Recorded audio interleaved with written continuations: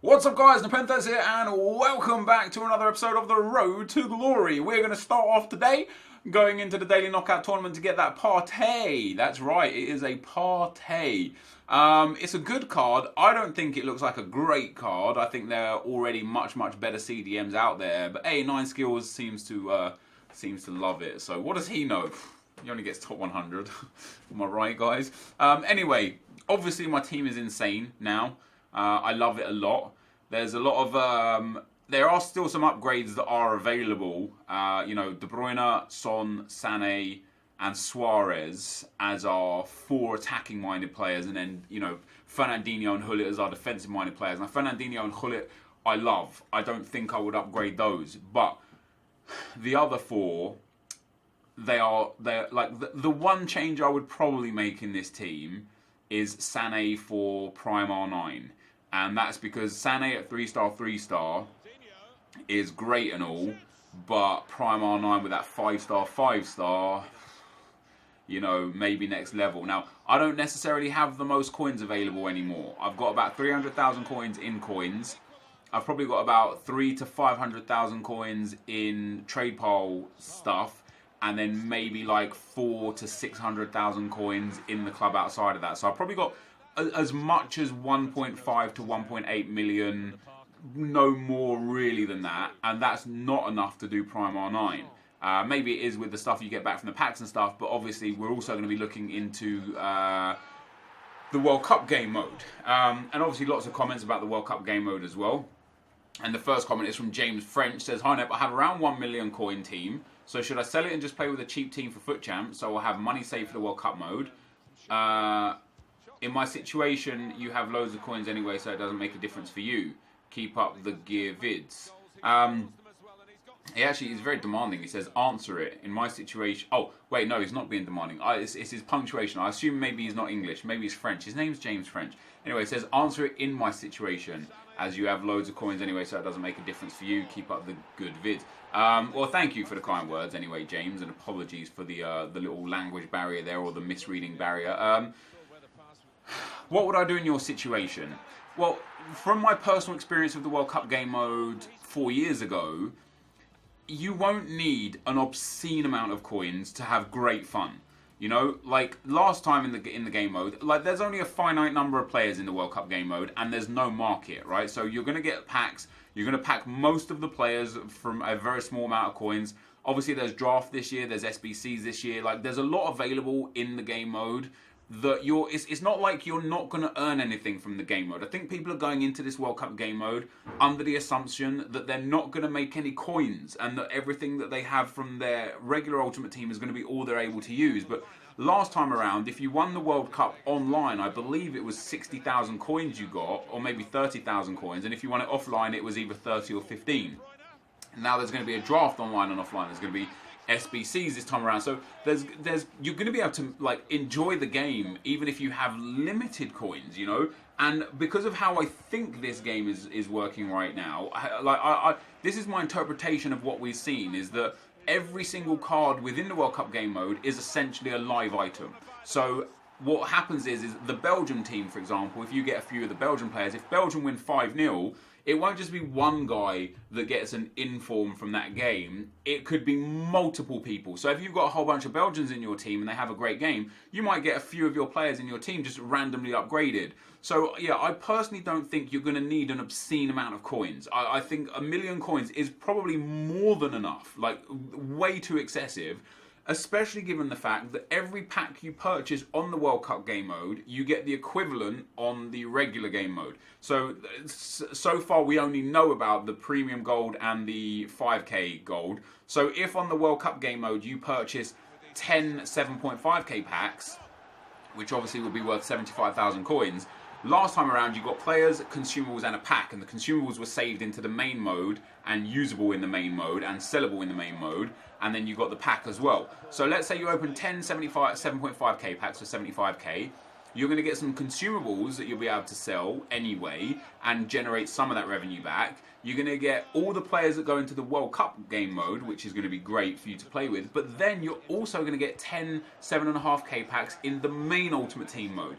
So you can then open them in there and maybe you get some great things and you're going to be able to sell them, and you'll be able to make at least a third or a half of your money back, at the very least, if you even get bad pack luck. So I wouldn't start, like, if I were you, if I were anyone in this situation, I wouldn't start thinking about selling everything to try and get coins for the World Cup game mode. I don't think it's going to be that deep. Yes, the World Cup game mode is going to be fun, it'll be grindy, we're going to be able to do lots of things on it, but you're going to be able to generate coins as well, So, by the way, in the final, I put stat cards on, because why not? I've got them. Don't judge me. Yeah, so I don't personally think that you should worry. I would say just keep playing with your team, keep having fun, keep earning coins in regular Ultimate Team, and then when the World Cup game mode comes, if you need coins, then sell your team. And sure, it's worth $1 million now, it might only be worth 600,000 coins then. But 600,000 coins is still going to be an insane amount of coins for the World Cup game mode. Sam Newell says, net above revision. No. You make sure you get your revision in. You can always watch my videos. You can never get another chance at an education, dude. Take your education seriously, far more important than me. Dijen Imberco says, who would you trade in, Lukaku, Kroos or PK? In this order, I would go PK first, then Kroos, then never Lukaku, because he's a beast card, and what are you doing if you're trading in Lukaku? Ben Kittling says, Nep, could you try the 4-2-2-2? Or you could try the 4-2-2-2, because I have used and loved the 4-4-2-2 this year, and have recently switched to the 4-2-2-2, and it's very similar apart from the left mid, right mid, outside cams, just sit a bit further up in the attack. I find it a very good formation in the defence and attack. Big fan of your vids, excuse my English please. I've actually used it a few times whilst trying to do this MLS thing, which by the way is a bit of a silly weekly objective, just because people are going in, gifting the goals, and then playing a normal game, which is a bit of a bit silly. But yeah, I have thought about trying the 4-2-2-2 because I could actually play then De Bruyne at cam, which I think is his best role. A lot of people are telling me to use Son up front and De Bruyne at right mid. De Bruyne is absolutely not going at right mid. Son, that pace, what Son offers at right mid is far more important than what De Bruyne would offer at right mid compared to Son up front. So yeah, we end up winning Partey 5-1 in the final. Very nice indeed. But yeah, it's like 4-2-2 would be good, but what I like about the 4-4-2 specifically is having a left mid, right mid seems to be super important this year in this game. So I might try some 4-2-2 over the next weekend league, but I don't think it's a formation that I'm going to adopt long term.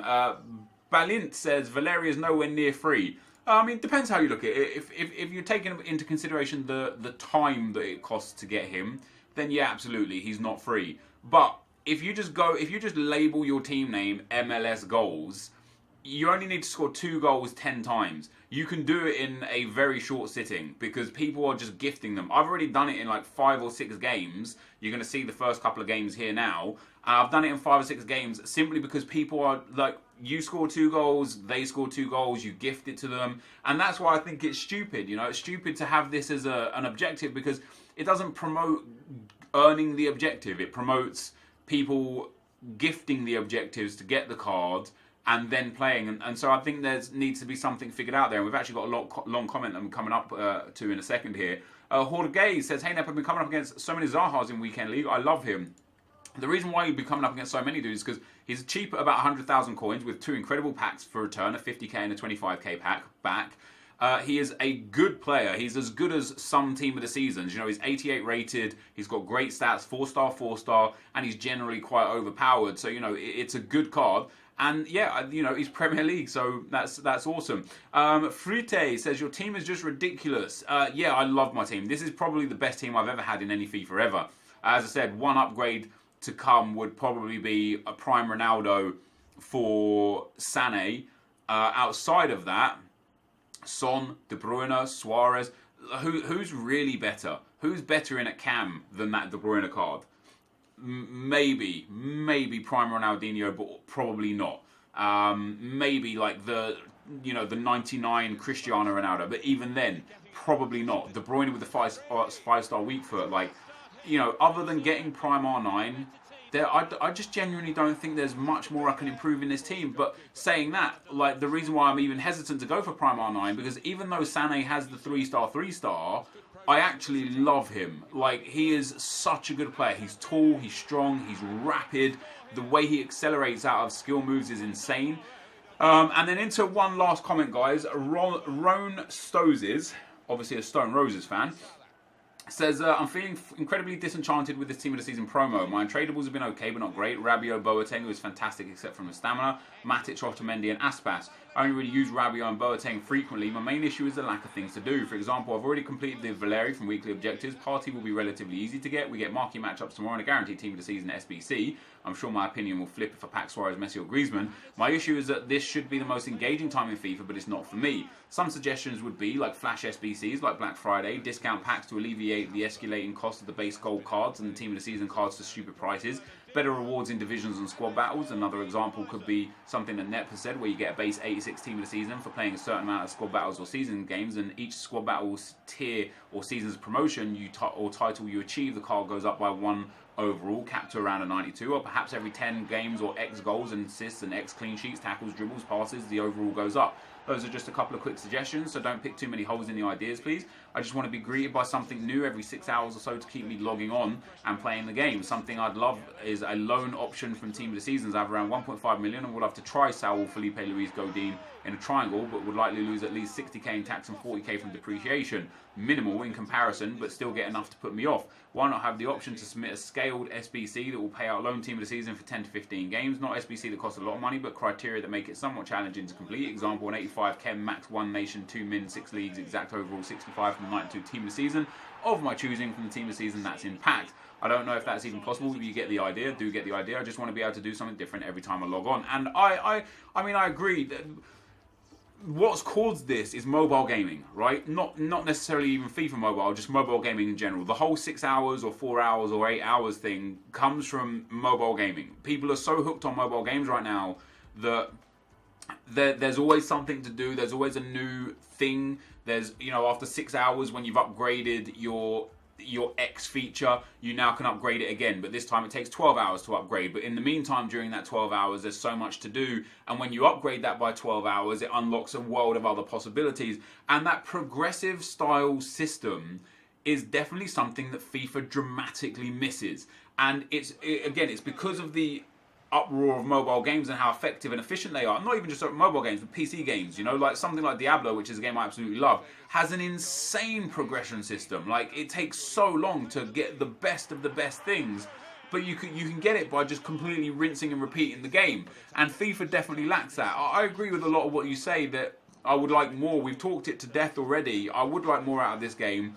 The sad thing is the way the Ultimate Team structure is right now is I don't know how they could implement that without it becoming gimmicky and boring. Like, they've tried it with weekly objectives, but it immediately became gimmicky and boring. They tried saying, hey, here's a Team of the Season for just playing the game in divisions with MLS players. But what the community decided to do was gift the chances, gift the goals, gift the Team of the Season, and take us from having something that could be fun and enjoyable and like something that's a grind to, okay, we can do this in an hour and a half, maybe 2 hours, and now that's it. And so I think the community is half of the problem, because we're so eager to just get through what's there and then ask for something more. I don't disagree with you, however. There is much I agree with you in your points and perspective. It's just that it's tough for a console game to have that mobile feel. This, though, is the end of the gameplay, guys. I only wanted to show a couple of Divisions games. I've played a lot more. We'll go live in a second. I'll give you a bit more detail. But yeah, that is the end of the gameplay. Let's go live. All right, guys. So it's 6 p.m. Obviously, you just saw some gameplay and such. Some items have sold. Good stuff. Some of the items that I was holding on for recently have sold. We're up to 325,000 coins, which is great. I've got 2 objectives done. One of those being applying a contract for 200 coins, always nice. And the other one being the weekly objective of scoring 8 goals out of 8. So we get a small Prime Gold Players pack for that. We'll open that with our blue Guaranteed Team of the Season pack. And I've decided that I am going to use Adan to get my Guaranteed Team of the Season La Liga player. Because nothing would pain me more than to not use Adan and get a second Adan. So that would just be too frustrating. Now, fortunately enough, I'm aware that I need 284s, 283s and 282s going forwards. So let's see what we've got from La Liga. Obviously, if I've got some big 84s and such, that would be very good. I have. So 284s is what I need. And 282s and 283s are what I need. And as you can see, we've got Party there in the club. And then I need 381s and 180. Now, the reason why I'm using everything that I'm using is because these are all untradeable, right? So I think what I need, maybe another 82 will do, because I've got another 82 instead of an 81. So maybe I can sacrifice an 83 for that. Let's make sure we get our chemistry up as well. Let's swap those two around, pop him in there, pop him into there, and then we'll just fill the last position. Let's pop him in there. We'll swap those two around. That gives us a chemistry just fine. Vasquez goes in there, and now I'm just going to take. Let me see what we've got. Wow, oh wait, low to height, no. So an 81 is not enough, an 82 is enough. There we go. So we can use Carlos Vela in there. Happy days. And this is all but an untradeable team. There's one tradable card in Carlos Vela, our untradeable Adan. And here's hoping, guys, fingers crossed, that we get something usable. Now, what I would mostly like is one of the 4 players that I have in my actual squad, which is obviously Luis Suarez, Sergio Ramos, Jordi Alba, or Marc-Andre. Is it Marc-Andre? Marc-Andre ter Stegen.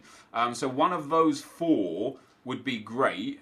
However, Ronaldo, Messi, Griezmann, Oblak, all of those would also be great. So we're going to start off with, guys, our small prime gold players pack. I don't expect anything out of this. This is just one of those weekly objective packs. But what do we get? Oh, we get man of the match. How about that?